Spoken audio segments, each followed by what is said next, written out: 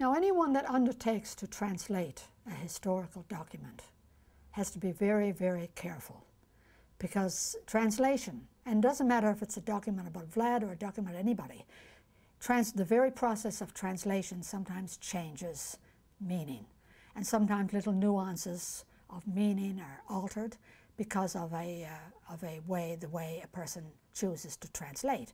Everybody knows that. I mean, that happens to anyone. But in the case of the Beheim poem, a couple of historians translated it with considerable liberties. There's a little section in the Beheim poem that talks about Vlad sitting down at the table to have a meal and washing his hands in the blood of some of the victims that had been impaled.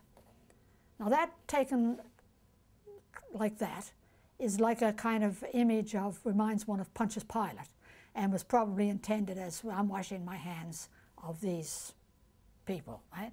Well, that's reasonable. But this one individual, Raymond McNally, when he translated this passage, he translated as that Vlad took some bread from the table and dipped it into the blood in the bowl and then slurped down the bread with the blood, technically, this is his words, not mine, making him a vampire.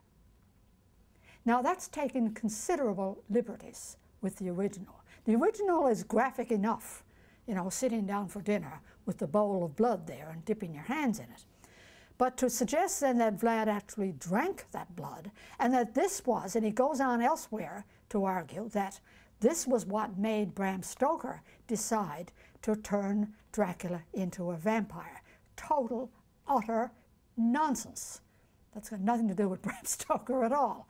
But it just goes to show what happens. And if you do something like that, and you repeat it often enough, and McNally repeated this on many documentaries and in many papers, you repeat it often enough, you believe it after a while. You come to believe it. And then it becomes accepted as fact. And I bet there's a lot of people who've heard that story. It doesn't exist. It's not in any of the pamphlets. It's not in Beheim's poem. It's the result of a rather free translation of an original.